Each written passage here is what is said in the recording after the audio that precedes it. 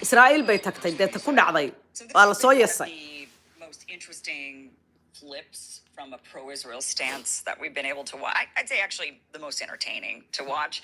Azealia Banks has been an extremely pro-Israel celebrity. She is a rapper, an American singer, and she has been, during the genocide, one of the biggest, loudest supporters of Israel. In fact, but she's now switching her tune. She's in Israel and she's saying things in Israel. And now she's starting to say things like, I want to get out of here now. In fact, I want to leave now, is what she's saying. She also says things like, now I see why people support Palestine. And this is in response to this person's tweet that she retweeted out saying, and this, my beloved Jews, is why you shouldn't endorse mentally ill celebrities just because they agree with you. Ashkenazism are descended from Israelites, and they kind of says cry harder. So she's now having this change of tune. And it's happening in real time right now while she's sitting in Israel. So again, let me just show you who Azealia Banks is if you're not familiar with her. She is a rapper, a singer, very much wata iyadu pro-Israel. calankii Look at her huwan sama in aragtaan her concert with draped in an Israeli flag. Just been an extreme outspoken supporter. She's actually in Israel right now. If you might have seen that Tommy Robinson, the British, I think he's trying to run for office. He ran, I think. But Tommy I think he backed Robinson out of the race. bay Tommy Robinson kii isna muslimka nabcaa ila doqomada isku nooc ah oo dhami way israacaane yeah maxaa la yidhi birds of the same feather ayay isu raaceen isna xaggaasuu ka tegay xaggaa si ay isu heshadaan oo magaranaysaa propagandada uga soo say uga hadashaday Tommy Robinson baynu geynaynaa Israa'iil oo aynu wata iyadoo calankii huwan iyadoo magaranaysaa maxaa ka qabsaday dhegeysta she's in Israel with him, and she actually said this kind of weird. I just want to show you this weird message that she put out there. She says, "The Jews of Britain can't stop panicking. Tommy Robinson is going to Israel with me. Nobody is being a traitor in Britain. LOL. He's coming back. He just needs to go to be properly trained for politics. Tommy is a good guy. We just have to make him look and sound like a real British politician in Israel. Like you go to it. I mean, this tracks, doesn't it? Totally tracks." All of our politicians have to go and do their pilgrimage to Israel and kiss the wall. And I'm sure they're talked to about how they need to become better politicians so that they can go back to their home countries and support Israel. nacam politicianskii reer galbeedka inta halkan laga kaxeeyo markaad doonaysa office inaad cararto waa inaad gidaarka kusoo xoqato gidaarka tagtid ma garanaysaa oo propagandadooda lagugu soo shubo ood waddankaagii ku noqotid sidaad waddankaaga ugu afduubto reerka I mean come on cajiib soo maaha aanay qarsanaynba qof kastoo siyaasad u carreeyo inuu gidaarka soo dhunkado all the blackmail we have against you. So now you're properly trained. You get what you have to do, right? You understand the mission. You stay in the good graces of Israel, and you make sure that you always promote Israel. That's the mission. You understand the mission now, right? Understand the mission. So odd. But let me just show you some examples of Azealia Banks being extremely pro-Israel over the course of this genocide. Here's one where she says, Israel is really Wakanda for Jews. It's kind of epic. You should support their efforts in nation building and statecraft, even if it's simply for the sake of nation building and statecraft. This is the world's only startup nation. It's crazy they've been able to do all of this in less than 100 years and support it for diversity's sake. The concept of the world's only Jewish nation is very boutique and niche. Niche, maxay tahay ma business ba.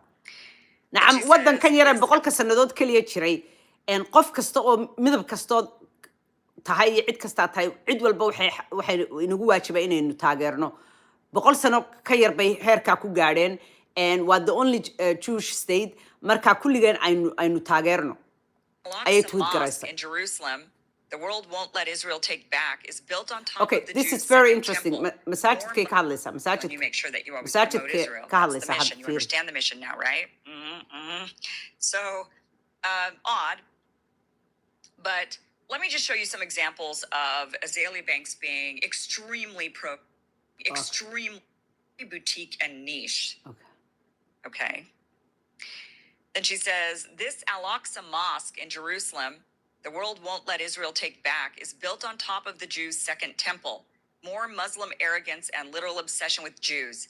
Islam really belongs no place in the Levant, and it's even more insane to think an uncivilized group of violent dope heads deserves to remain there. They should evacuate the mosque and put it in the aflagaadada Metropolitan eega Museum of Art, then rebuild the third temple there. I'm telling you, this is the fight for identity and preservation and restoration of the Jews and their culture, and more Muslim thirst to present their knockoff Abrahamic religion to the world knockoff Abraham as pure and relevant.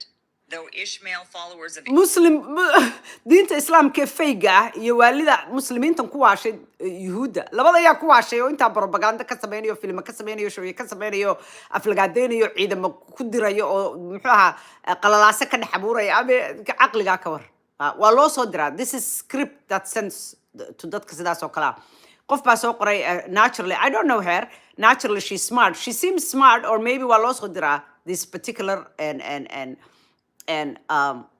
tweets ka oo la yidhahda tweet gara inta for a certain amount every day and waatan she Islam continues are not followers of the covenant and have nothing to do with Judaism or Christianity, she says. Islam adigu I mean, these are the basically waa types of fake posts bay that she's leedahay been diinta posting for a islaamka while. Here's another one.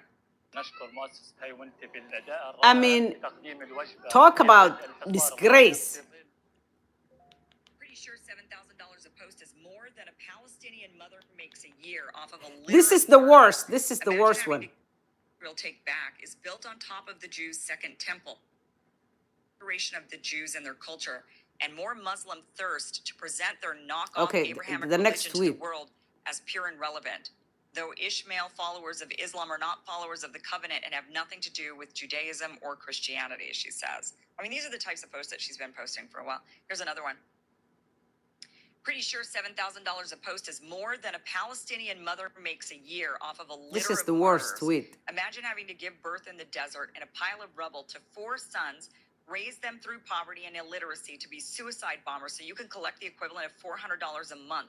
The Palestinians make less money and do more effort in that pay to slay shit when they could just tweet about how much they love Israel one time and get a bag. But people make their own choices, girls. This is a bit mind-boggling. okay basically waxay leedahay hooyooyinka falastiiniintu caruur bay dhalaan iyagoo yarar bay caruur dhalaan caruurtaa waxay u koriyaan weliba wiilasha waxay u koriyaan si ay isu qarxiyaan markuu isqarxiyana $400 baa la siiyaa waxay uga fiicnaan lahayd inay caruurtaas caruurtaa dhasad iyo cidlo iyo waxbarasho la-aan bay ku korisaa we're talking about the most highly educated group in the history of humanity did you know intii ay maalinba meel u qaxayeen the second day of the so-called fake ceasefire 30,000 students ayaa primary school ka graduate garoobay 30,000 already imika 2 days ago waxaa u fadhiistay waa kan 300,000 students ayaa fadhiistay u fadhiistay waa kan 300,000 students resume classes in Gaza in the broken rebel yeah imagine that were the most highly educated, the most advanced ideooyinkooday xadaan naftooday xadaan wax walbay dhaqankoodii bay xadeen wax walbay ka xadeen I mean it's incredible waa dadkii geeday qabsadaan iyo meel ay ku dhuntaan iyo gidaar ay ku gabadaan la'aa ayaa haddana weli caruurtooda wax baranaysa weydinka arkaya I don't know inaad aragta ninkii musiga teach garaynayaan idiin soo dhigay music I mean music is considered ifan wadabadan aynu joogno luxury inuu yahay I mean these people are incredible yeah dadkaasi that's why aad u odhanaysaa waa propaganda loo soo diray just to tweet yeah ayay waxay leedahay afar caruurtooda wax ma barato waxay u koriyaanuun oo nolol xumo ugu koriyaan iyo silac yeah si ay isugu qarxiyaan yuhuudda yeah oo $400 loo siiyo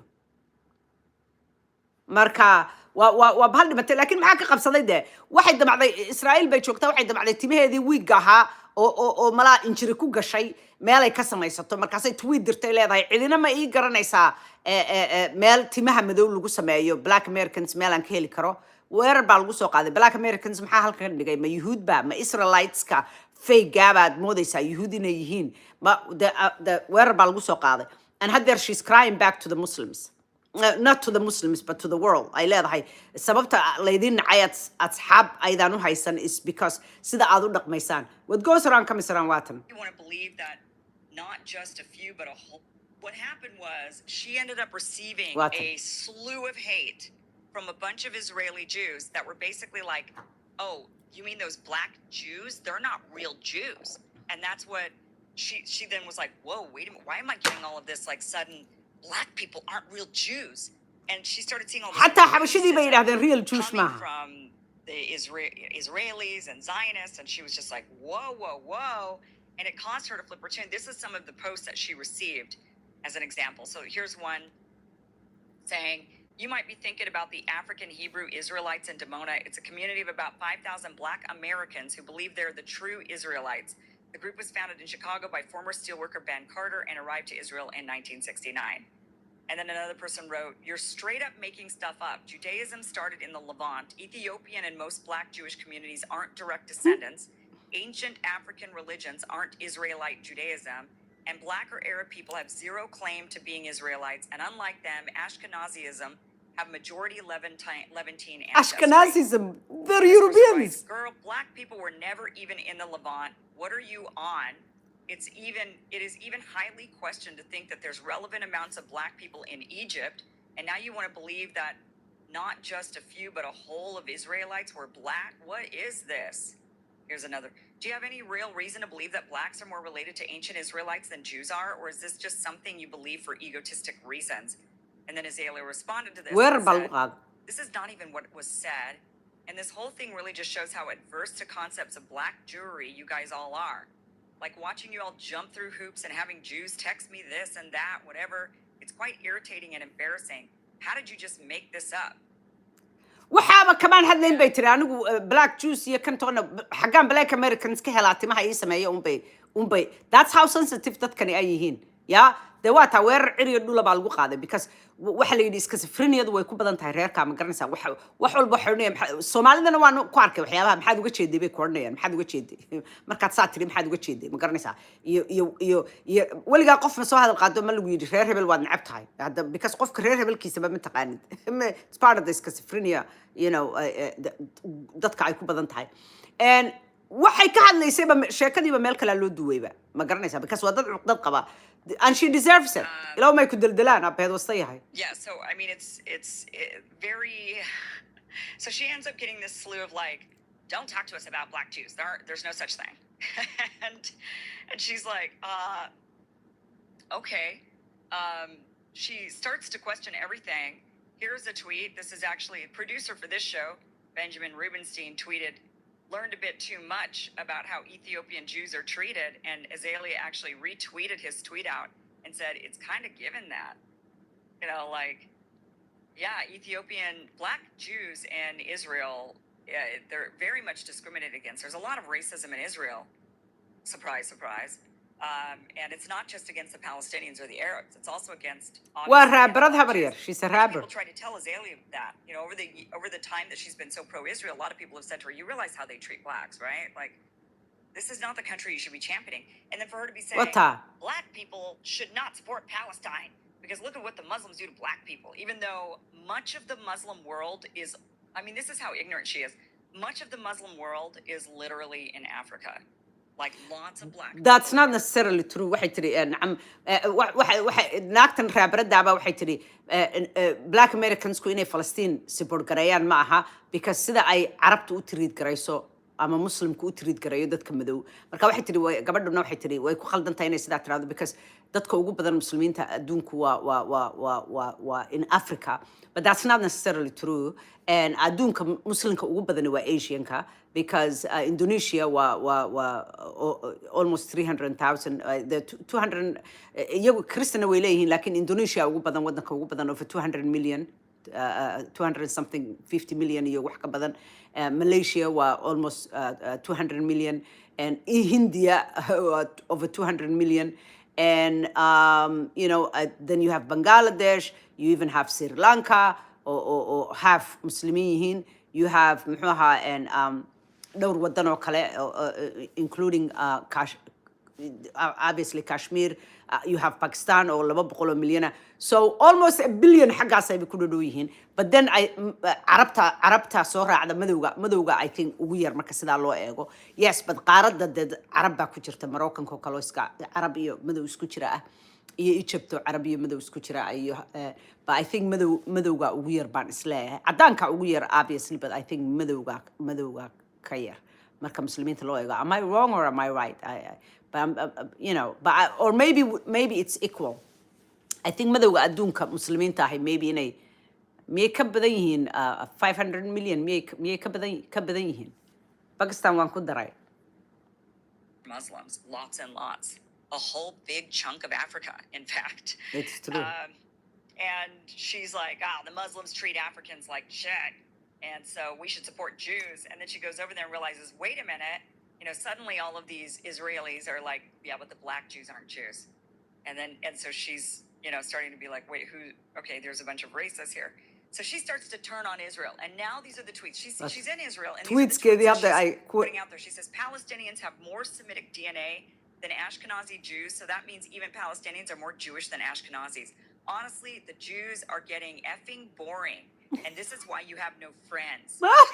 wata waa naagtii lahayd Ashkenazis ayaa waxay yihiin so I was close good habareer Siham waxay tiri Falastiiniinta more Yuhuud oo more magaranaysaa daadlaan u dhashay dan idinka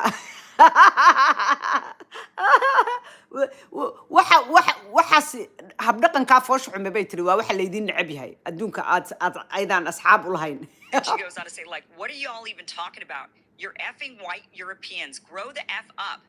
I have 2 eyes. I can see. They asked me, and I'm going to share the recipe I used. Waata anyway marka anyway waxay bilowday inay caydo oo maagto oo xagxagato oo iska celiso walina halkaas ay joogtaa yaa yiraahdo ay ku daldalin yay ku daldalin yaa yiraahdo yaa and black Bangladesh well Bangladesh waa iska hindi bay waxaas oo dhan ka yimaadeen Bangladesh Pakistan Sri Lanka and ilaa iyo waxaas oo dhan waa hindi sida ay Indonesia iyo Malaysia iyo muxuu ahaa Kashmir maxay Kashmir waa hindi iyaguna waa iska hindi waxaas oo dhan hindi bay ka yimaadeen but muxuu ahaa